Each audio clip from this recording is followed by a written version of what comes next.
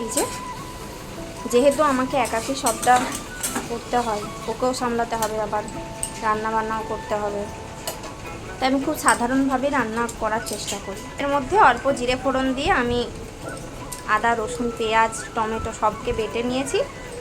তারপরে সেটা দিয়ে লবণ এবং অল্প মিষ্টির জন্য চিনি দিয়ে আমি এখানে এইভাবে মাছের রেসিপিটা যেটা বানাবো সেটা বসিয়ে দিয়েছি।